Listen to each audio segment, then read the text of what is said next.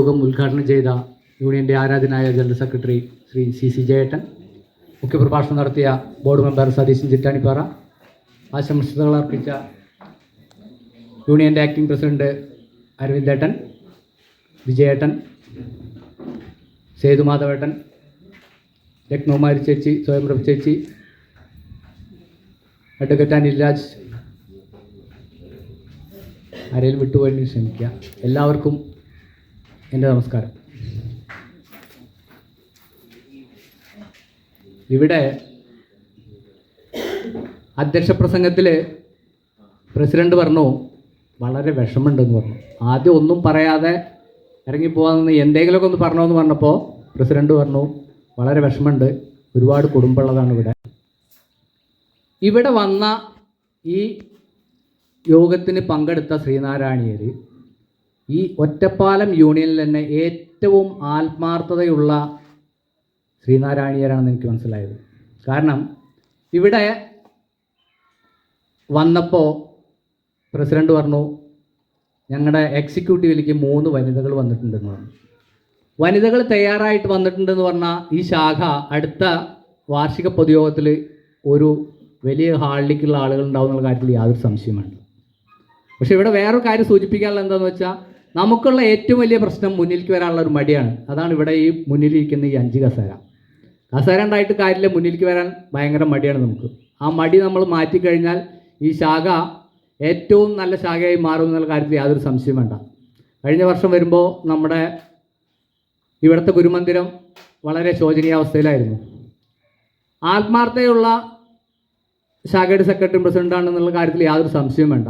6000 രൂപ മൈനസിൽ നിന്ന് തുടങ്ങി 45,000 രൂപ അവർ ബാലൻസ് വെച്ചു എന്ന് പറഞ്ഞു കഴിഞ്ഞാൽ ഇവിടെ ഉള്ളവരുടെ നല്ല കട്ട സപ്പോർട്ട് എന്നാണ് അതിന് പറയുക. കട്ട സപ്പോർട്ടുള്ള ശാഖയുടെ സെക്രട്ടറി പ്രസിഡൻ്റാണ് അവർ. നിങ്ങളുടെ എല്ലാവരും ഇതിലേക്ക് കൂടിക്കൊള്ളണമെന്നില്ല. 10 പേരുള്ള വെച്ചാൽ 10 പേര് മതി. ആ 10 പേരുടെ കാര്യം നോക്കിയാൽ മതിയല്ലോ, ബാക്കിയുള്ളവരുടെ കാര്യം നോക്കേണ്ട ആവശ്യമില്ല. നമ്മളൊരു ബൈക്ക് എടുത്ത് പുറത്തേക്ക് ഇറങ്ങി ബൈക്ക് ആരെന്നേലൊന്ന് തട്ടിക്കഴിഞ്ഞാൽ ആദ്യം അടി കിട്ടും, അതിൽ യാതൊരു സംശയം വേണ്ട. തട്ടിക്കഴിഞ്ഞാൽ അടി കിട്ടും. പക്ഷെ അടിക്കുന്നതിന് മുന്നേ അവരൊന്ന് പറയും എന്താ അറിയോ, ആ ചെങ്ങായിനെ തല്ലണ്ടോ, അവൻ്റെ മക്കളൊക്കെ ആകെ പെശക പറയും. തല്ലുന്നതിന് മുന്നേ, കൈ വയ്ക്കുന്നതിന് മുന്നേ അവർ ചിന്തിക്കും, തല്ലണോ കൈ വയ്ക്കുമ്പോൾ ചിന്തിക്കും, അവനെ തല്ലിയാൽ ഉണ്ടാകുന്ന ഭവിഷ്യത്ത് ആദ്യം ചിന്തിക്കും. ഒരു നല്ല ശാഖ, നല്ല കെട്ടുറപ്പുള്ളൊരു ശാഖയാണെങ്കിൽ അവിടെ ആരും കടന്നാക്രമിക്കാനുള്ള ധൈര്യം കാണിക്കില്ല എന്നുള്ള കാര്യം 100% ഉറപ്പാണ്. നമുക്കൊരു രാഷ്ട്രീയക്കാരൻ്റെ പുറകെ പോകേണ്ട യാതൊരു കാര്യമില്ല. എല്ലാ രാഷ്ട്രീയത്തിലേക്കും പ്രവർത്തിക്കാനുള്ള സ്വാതന്ത്ര്യം SNDPയിലുള്ളവർക്കുണ്ട്. നമ്മുടെ കുടുംബ യോഗങ്ങളിൽ ശക്തമായ തീരുമാനങ്ങളെടുത്ത് നമുക്ക് മുന്നോട്ട് പോകുമ്പോൾ ഒരു കടന്നലിൻ്റെ കുത്തും നമുക്ക് ഏൽക്കില്ല എന്നുള്ള കാര്യം 100% ഉറപ്പാണ്. എല്ലാ യൂണിയൻ പൊതുയോഗങ്ങളിലും ഞാൻ പറയാറുണ്ട്, നമുക്കൊരു യൂത്ത് മൂവ്മെൻറ്റിൻ്റെ ഒരു യൂണിറ്റ് അവിടെ എടുക്കണം, നിങ്ങളുടെ ശാഖയുടെ സെക്രട്ടറി പ്രസിഡന്റ് ഒന്ന് ഉഷാറാക്കണം. ഇവിടെ പറഞ്ഞ ഉടനെ 5 പേരുടെ പേര് തരാൻ ഇവിടുത്തെ ശാഖാ സെക്രട്ടറിയും പ്രസിഡന്റും ഉടൻ തന്നെ തയ്യാറായി.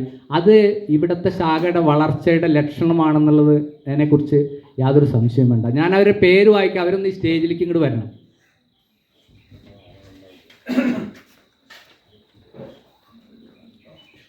സ്മിത ബിനോയ്, ബിനി നീലംകുന്നത്ത്, ഇവിടെ ഫ്രണ്ടിലിരിക്കുന്നു. ശ്രീഹരി ഐനിപ്പാറ, പ്രജിത്ത്,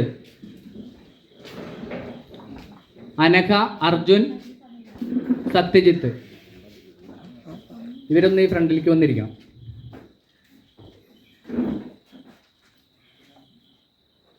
യൂത്ത് മൂവ്മെൻറ്റിനെ ശരിക്കും പറഞ്ഞാൽ യോഗത്തിൻ്റെ സർക്കുലർ പ്രകാരം 25 പേരുടെ അമ്പിളി സർക്കുലർ പ്രകാരം 25 പേരെന്നാണ് ശരിക്കും അതിൻ്റെ സർക്കുലറിൽ പറയുന്നത്. പക്ഷേ ഈ 6-7 പേരെയും കൊണ്ട് നമുക്ക് അടുത്ത വാർഷിക പൊതുയോഗത്തിൽ 25 പേരാക്കാൻ കഴിയുന്ന എന്നുള്ള കാര്യത്തിൽ യാതൊരു സംശയവും വേണ്ട. നിങ്ങളുടെ കരുത്തുറ്റ പ്രവർത്തനം ഇവിടുത്തെ SNDPക്ക് നല്ല തുണയായി മാറട്ടെ എന്ന് ആശംസിച്ചുകൊണ്ട് ഇവരെ